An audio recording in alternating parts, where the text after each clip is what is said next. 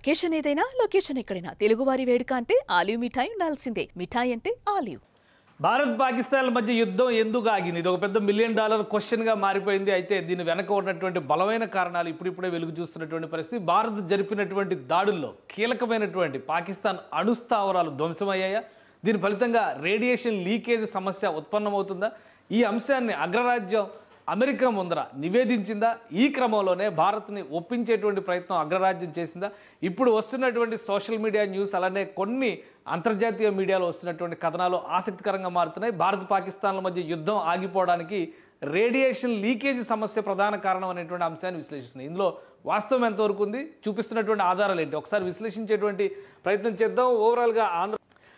ఓవరాల్గా జరిగినటువంటి పరిణామాల్ని అనేక సంస్థలు రిపోర్ట్ చేస్తూ వస్తున్నాయి. ఆ క్రమంలోనే పాకిస్తాన్లో జరిగినటువంటి దాడులు, ముఖ్యమైనటువంటి కొన్ని స్థావరాల విషయంలో అణు స్టోరేజ్ ఉన్నటువంటి ప్రదేశాలని భారత సైనిక దళాలు టార్గెట్ చేశాయి. అక్కడ జరిగినటువంటి విధ్వంసం ఫలితంగా ఈ అణు ఇంధనం లీకేజ్ అవుతుంది, రేడియేషన్ సమస్య మొదలవుతుంది అనేది దాని సారాంశం. ఒకసారి దాన్ని విశ్లేషిద్దాం. ఇది ట్రిబ్యూన్లో వచ్చినటువంటి కథనం. ఈ కథనాన్ని బట్టి చూస్తే satellite images show significant damage to pox critical air bases link to it's nuclear capability.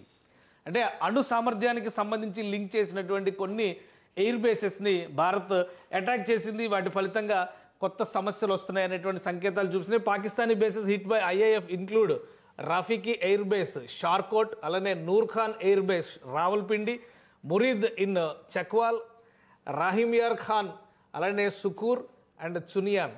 ఈ ప్రాంతాల్లో జరిగినటువంటి దాడులు ఇవన్నీ కూడా ఇది పస్రూర్ అండ్ సియాల్కోట్లో ఉండేటువంటి ప్రాంతాలు. ఈ ప్రాంతాల్లో జరిగినటువంటి అటాక్స్ న్యూక్లియర్ ఇంధనం లీకేజ్కి, రేడియేషన్ సమస్యకి దారితీస్తుంది అనేది ప్రధానమైనటువంటి విశ్లేషణ. బిఫోర్ ఆఫ్టర్ పేరుతో కొన్ని ఇమేజెస్ కూడా, శాటిలైట్ ఇమేజెస్ కూడా ఇది బిఫోర్ ఉన్నటువంటి పరిస్థితి, తర్వాత ఆఫ్టర్ సన్నివేశం ఇది బిఫోర్ ఉన్నటువంటి సీను, ఇక్కడ చూస్తే ఆఫ్టర్ సన్నివేశం ఇది.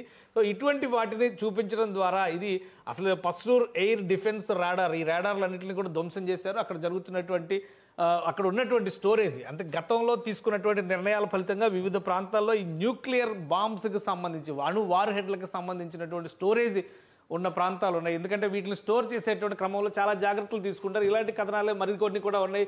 అలానే US department of energy deploys air craft to Pakistan. ఎందుకు పంపించింది, ఎయిర్ క్రాఫ్ట్ని ఎందుకు పంపించింది, అది కూడా ఎనర్జీ డిపార్ట్మెంట్ ఎందుకు పంపించింది అనే దాని మీద ఈ కథనం ఉంది. ఖచ్చితంగా ఇక్కడ న్యూక్లియర్ లీకేజ్ అనేది జరుగుతుంది. ఇక్కడ ఈ సైట్స్ చూస్తే కనుక పాక్ పారామిలిటరీ సైట్స్ కొన్నిటి పేరు లిస్ట్ కూడా ఇచ్చారు. ఈ కథనంలో కూడా nuclear sites, Pakistani paramilitary and nuclear sites including Nur Khan, Sargodha, అలానే జాకోబాబాద్, ఇంకోటి భోలారి అండ్ కిరాణా హిల్స్. ఈ ప్రాంతాల్లో జరిగినటువంటి స్ట్రైక్స్ వీటికి సంబంధించి, కిరాణా హిల్స్లో చాలా పెద్ద స్టోరేజ్ ఉంది. కొండ దిగువ ప్రాంతంలో న్యూక్లియర్ వార్ హెడ్స్ని పాకిస్తాన్ స్టోర్ చేసింది. అవసరమైనటువంటి సందర్భంలో దానికి అనుబంధంగా ఉన్నటువంటి ఎయిర్ బేస్ నుంచి ఎక్కడికి కావాలంటే అక్కడికి షిఫ్ట్ చేసి అక్కడి నుంచి ప్రయోగించేందుకు కావాల్సినటువంటి వ్యవస్థలు ఏర్పాటు చేసుకోవాలనుకుంది. నూర్ఖాన్ ఎయిర్ బేస్ దీనికి సమీపంలో ఉండేటువంటి ప్రదేశం. దీనికి సంబంధించినటువంటి కొన్ని దృశ్యాలు కూడా వెలుగు చూసినాయి. ఇక్కడే అణు ఇంధనానికి సంబంధించినటువంటి ఆధారాలు ఉన్నాయి లేదా స్టోరేజ్ ఉంది అనడానికి ఆధారాలు ఏంటి అనే దానికి కూడా ఒక సమాధానం ఉంది. ఇది గతంలో bulletin of the atomic scientist వీళ్ళు రిలీజ్ చేసినటువంటి డేటా ప్రకారం చూస్తే పాకిస్తాన్లో 2023 నాటి డేటా అయితే 2025 వరకు ఉన్నటువంటి ప్రొజెక్షన్స్ ఇందులో పెట్టారు. వాళ్ళ దగ్గర ఉన్నటువంటి ఆయుధ సంపత్తి, వార్ హెడ్స్ దేనికి కనెక్ట్ చేస్తారనే దాని మీద కూడా అప్పుడున్నటువంటి ఎస్టిమేషన్స్ ప్రకారం 170 వార్ హెడ్స్, ఇప్పటికి కూడా 170 అనే చెప్తున్నారు 2025లో కూడా. కానీ వీళ్ళు వేసినటువంటి అంచనాల ప్రకారం ఈ నంబర్ మరింత పెరుగుద్దని చెప్పని భావిస్తున్నారు. అది ల్యాండ్ బేస్డ్ వెపన్స్, అలానే air based weapons, sea based weapons, ఇవన్నీ కూడా డిఫరెంట్ డేటా ఇందులో ఇచ్చారు. వీటిని ఎక్కడెక్కడ స్టోర్ చేశారు, ఆ ప్రాంతాలకు సంబంధించినటువంటి కొన్ని ఊహా చిత్రాలు కూడా అప్పటికి శాటిలైట్ ఇమేజెస్ కూడా అప్పటికే గ్రహించినటువంటి సందర్భాలు ఉన్నాయి. వీటిని కూడా పబ్లిక్ డొమైన్స్లో పెట్టారు. న్యూక్లియర్ సైంటిస్టులకి సంబంధించినటువంటి డేటాలో కూడా పెట్టారు. ఇది 2023, 2022 నాటి పిక్చర్స్ ఇవి. పాసిబుల్ షహీన్ 3 అక్కడ పెట్టినటువంటి పాకిస్తాన్ స్టోర్ చేసినటువంటి డాష్డ్ ఎల్లో బాక్స్ సైట్. ఇది రీసెంట్ కన్స్ట్రక్షన్స్, ఈ బాక్సెస్ అన్నీ కూడా ఇవన్నీ రీసెంట్ కన్స్ట్రక్షన్స్ జరిగినాయి. ఇక్కడ ఈ ప్రాంతాలన్నింటిలో కూడా, అంటే 2020-21 తర్వాత పెద్ద ఎత్తున ఈ ప్రాంతాల్లో డెవలప్మెంట్ ప్రాసెస్ని పాకిస్తాన్ చేపట్టింది. నేషనల్ డెవలప్మెంట్ కాంప్లెక్స్ పేరుతో ఈ ప్రాంతాలన్నింటిలో కూడా న్యూక్లియర్ ఇంధనానికి, న్యూక్లియర్ వార్ఫేర్కి సంబంధించినటువంటి ఆయుధ సామాగ్రిని పాకిస్తాన్ పొందుపరిచింది. వీటన్నిటిపైన కూడా అంతర్జాతీయ సమాజం నిఘా ఉంది. సో ఇన్ని జరుగుతున్న సందర్భంలో నిజంగానే అక్కడ జరిగినటువంటి నూర్ ఖాన్ ఎయిర్ బేస్లో జరిగినటువంటి ఉత్పాతం లేదా అటాక్, భారతదేశం చేసినటువంటి అటాక్ చాలా తీవ్రమైనటువంటి అటాక్గా మనం చూడాల్సి ఉంటుందా? సో ఇక్కడ బాంబింగ్ జరిగిందనేది ఇప్పుడు అంతర్జాతీయ మీడియా చెబుతున్నటువంటి మాట. సో ఆ బాంబింగ్ సందర్భంగానే ఇక్కడ కొన్ని ఇంధనాల లీకేజ్ అనేటువంటి సమస్య వస్తుంది అనేటువంటిది సమాచారం. దానికి సంబంధించినటువంటి ఇమేజెస్ కూడా వచ్చింది. కొన్ని స్థానిక వార్తా కథనాల ప్రకారం చూస్తే కూడా one of the drones fell in the area of kirana hills చాలా కీలకమైనదని చెప్పంటున్నారు. సర్గోదా ప్రాంతంలో వస్తుంది.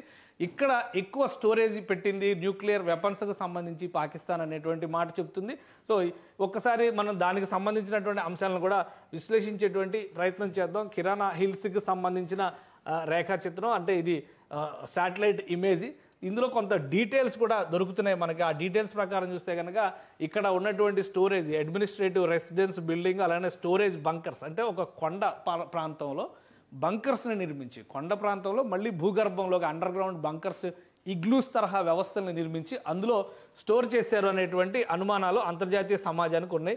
వాటికి సంబంధించినటువంటి రేఖాచిత్రాలు ఇవి. రాడార్ సైట్ అది ట్రాకింగ్లో పెట్టే విధంగా, అలానే ఇక్కడ ఆ హెలీప్యాడ్ కానీ దీని దరిదాపులో హిల్ సైడ్ స్టోరేజ్ బంకర్స్, ఈ ఇమేజెస్ అన్నీ కూడా దాన్నే చూసి ఇవి కిరాణా హిల్స్కి సంబంధించినటువంటి దృశ్యాలు. ఇది మొత్తం కూడా సర్గోదా ప్రాంతంలో ఉంటుంది. సర్గోదా ప్రాంతం అంటే ఇస్లామాబాద్కి సమీపంలో ఉండేటువంటి ప్రదేశాలు ఇవన్నీ కూడా. ఇస్లామాబాద్ అంటే సియాల్కోట్ కావచ్చు, రావల్పిండికి సంబంధించినటువంటి ప్రాంతాల్లో ఉంటే మొత్తం పంజాబ్ ప్రావిన్స్లో ఉండేటువంటి ప్రదేశాలు ఇవి. సో ఇవన్నీ కూడా బయటకు వచ్చినాయి. ఇప్పుడు బయటకు వచ్చిన తర్వాత హిట్ 1, హిట్ 2 అంటే ఈ ప్రాంతంలో భారతదేశం ప్రయోగించినటువంటి డ్రోన్స్ అటాక్ చేసినాయి అని చెప్పి నమ్ముతున్నారు. ఈ డ్రోన్స్కి సంబంధించినటువంటి కొన్ని వీడియో దృశ్యాలు కూడా వచ్చినాయి. ఎత్తైనటువంటి కొండ పైకి ఉంటుంది, కొండకు మళ్ళీ కొండ గర్భంలోకి మళ్ళీ ఇక్కడ ఒక సొరంగం లాగా తవ్వి అందులో ఇగ్లూస్ తరహా వ్యవస్థను ఏర్పాటు చేసి ప్రత్యేకంగా వాటిని భద్రపరిచారు. అవసరమైనటువంటి ప్రాంతానికి తరలించేందుకే ఇక్కడ అతి సమీపంలో ఒక ఎయిర్ బేస్ను కూడా నిర్వహిస్తోంది పాకిస్తాన్ అనేది సారాంశం. సో మొత్తం అటాక్ జరిగిన తర్వాత, భారతదేశం అటాక్ చేసిన తర్వాత ఇండియన్ ఎయిర్ ఫోర్స్కి సంబంధించినవి లేదా మన స్ట్రైక్స్ జరిగిన తర్వాత జరిగినటువంటి పరిణామాలు, ఇక్కడ పెద్ద పెద్ద భారీ గొంతులు ఏర్పడ్డాయి. ఇవన్నీ కూడా ఆ అండర్ గ్రౌండ్ టన్నెల్లోకి వెళ్ళేటువంటి మార్గాలు మొత్తం ధ్వంసమైనాయి. అదే క్రమంలో ఈ అణు వార్ హెడ్లకు సంబంధించినటువంటి వ్యవస్థలు కూడా కొలాప్స్ అయినాయి. వాటి నుంచే న్యూక్లియర్ రేడియేషన్ అనేటువంటి సమస్య మొదలవుతుంది అనేటువంటి అనుమానాలు ఉన్నాయి. సో ఈ ఇమేజ్ చూడండి, ఇది జూమ్ చేసి చూస్తే ఇంత పెద్ద గొయ్యలు పడినట్టుగా ఈ చిత్రాల్లో తెలుస్తుంది. సో ఇవి ఖచ్చితంగా ఈ టన్నెల్ ఎంట్రన్సెస్ కావచ్చు అనేటువంటి అనుమానాలు ఉన్నాయి. ఇది మొత్తం కూడా కిరాణా హిల్స్కి సంబంధించి సర్గోదా ప్రాంతంలో జరిగినటువంటి దృశ్యాలు. సో వీటి వలన ఇప్పుడు ఆందోళన చెందుతున్నటువంటి పరిస్థితి ఉంది పాకిస్తాన్. ఒకవేళ రేడియేషన్ సమస్య అంటూ వస్తే, ఇప్పుడు న్యూక్లియర్ బాంబు వేరే దేశం మీద వేస్తే హ్యాపీగా ఉంటుంది, కానీ వాళ్ళ దేశంలోనే పేలితే మొత్తం అక్కడ ఉన్నటువంటి వ్యవస్థలన్నీ కూడా సర్వనాశనం అయ్యేటువంటి ప్రమాదం ఉంటుంది. ఈ భయంతోనే పాకిస్తాన్ అమెరికా సహకారాన్ని కోరినట్టుగా, అమెరికా వెంటనే దానిలో ఇన్వాల్వ్ అయ్యి ఒక ప్రత్యేకమైనటువంటి విమానంలో కొంతమంది నిపుణుల్ని రావల్పిండి పంపించారు. అంటే లాహోర్లో ల్యాండ్ అయ్యి అక్కడి నుంచి రావల్పిండి వెళ్ళినట్టుగా కొన్ని వార్తా కథనాలు వస్తున్నాయి. వీటిని చూసిన తర్వాతే అందరికీ కూడా అనుమానం కలుగుతుంది. ఈ ప్రాంతంలో యుద్ధం ఆగిపోవడానికి ప్రధానమైనటువంటి కారణం న్యూక్లియర్ లీకేజ్ సమస్య, అంటే రేడియేషన్ సమస్య ఉత్పన్నం కావడమే పాకిస్తాన్ ఆందోళనకు ప్రధానమైనటువంటి కారణం. భారతదేశంతో యుద్ధం చేయాలనే ఉత్సాహం బహుశా ఉండవచ్చు, ఎందుకంటే వాళ్ళు సంబరాలు చేస్తున్నటువంటి తీరు చూస్తే. కానీ అక్కడ లీకేజ్ అవుతున్నటువంటి సమస్య కనుక పెద్ద సమస్యగా మారితే ఆ ప్రాంతాలన్నీ కూడా విపత్తులో కూరుకుపోయేటువంటి ప్రమాదం ఉంటుంది. కాబట్టి అంతర్జాతీయ సమాజం సహకారం కోరేటువంటి క్రమంలోనే అగ్రరాజ్యం దౌత్యాన్ని, మీడియేషన్ని పాకిస్తాన్ ప్రోత్సహించింది. అలానే అగ్రరాజ్యం పెట్టినటువంటి కండిషన్స్ని అంగీకరించి ముందుగా భారతదేశంతో కాల్పుల విరమణ ప్రతిపాదనని పాకిస్తాన్ చేసినట్టుగా భావిస్తున్నారు. ఈజిప్ట్ నుంచి కూడా ఒక స్పెషల్ టీమ్ ఈ రేడియేషన్ సమస్యను పరిష్కరించడం కోసం ప్రత్యేక విమానంలో వెళ్తున్నట్టుగా తెలుస్తుంది. ఎంతవరకు వాస్తవం అనేది, ఎందుకంటే ఇందులో ఎక్కడ కూడా అధికారికమైనటువంటి కన్ఫర్మేషన్ లేదు. ఈ దృశ్యాలకు సంబంధించినటువంటి చర్చ ఈరోజు భారత మిలిటరీ అధికారులు చేసినటువంటి ప్రెస్ కాన్ఫరెన్స్లో కూడా డిస్కషన్కి వచ్చింది. కానీ ఆ ప్రాంతాల్లో ఏమున్నాయో మనకు తెలియవు. సైనిక పరమైనటువంటి యాక్టివిటీ ఎక్కడైతే ఉందో అక్కడ మాత్రం టార్గెట్ చేసి మేము లక్ష్యాలను కొట్టాం కాబట్టి మిగతా సమాచారం మాకు తెలియదు, మీరు చెప్తేనే తెలుస్తుందని చెప్పని భారత సైనిక అధికారులు కూడా ఈ అంశంపైన సమాధానాన్ని దాటవేశారు. సో మొత్తం మీద ఒక కీలకమైనటువంటి 4 ఎయిర్ బేస్ల్ని, సైనిక స్థావరాల్ని భారత సైన్యం దెబ్బకొట్టింది. వాటిలో న్యూక్లియర్ వెపన్స్కి సంబంధించిన స్టోరేజ్ వ్యవస్థలు ఉన్నాయి. వాటికి విపత్తు రావడం వల్ల వాటి నుంచి లీకేజ్ సమస్య ఖచ్చితంగా ఉత్పన్నమైందనేటువంటి అనుమానాలు మాత్రం ఈ డేటా అంతా పరిశీలించిన తర్వాత బలపడుతుంది. ప్రధానంగా స్టోరేజ్ చేసినటువంటి ప్రాంతాలపైన ఇప్పటికే ఒక క్లారిటీ ఉంది. అనేక అంతర్జాతీయ మ్యాగజైన్లో అటామిక్ రీసెర్చ్కి సంబంధించినటువంటి అంశాల్లో ఈ సర్గోదాకి సంబంధించి కానీ, కిరణా హిల్స్కి సంబంధించి కానీ, వీటన్నిటికి సంబంధించినటువంటి హిస్టరీ ట్రాక్ చేసి పెట్టి ఉన్న నేపథ్యంలో ఖచ్చితంగా అణుపరమైనటువంటి సమస్య ఉత్పన్నం అవ్వడం వల్లనే ఈ యుద్ధ విరమణ లేదా యుద్ధానికి సంబంధించినటువంటి విరామం వచ్చిందనేటువంటి సంకేతాలు అయితే కనిపిస్తున్నాయి. ఇక ఈ సమస్యను ఏ విధంగా పరిష్కరిస్తారు, పాకిస్తాన్ ఏ విధంగా దీనిపై నుంచి అధిగమిస్తుంది, ప్రస్తుతం ఉన్నటువంటి ఉద్రిక్తతలను తగ్గించడానికి రెండు దేశాల మధ్య జరిగేటువంటి చర్చలు ఎలాంటి ఫలితాలను ఇస్తాయని తెలియాలంటే కనుక వేచి చూడాల్సిందే.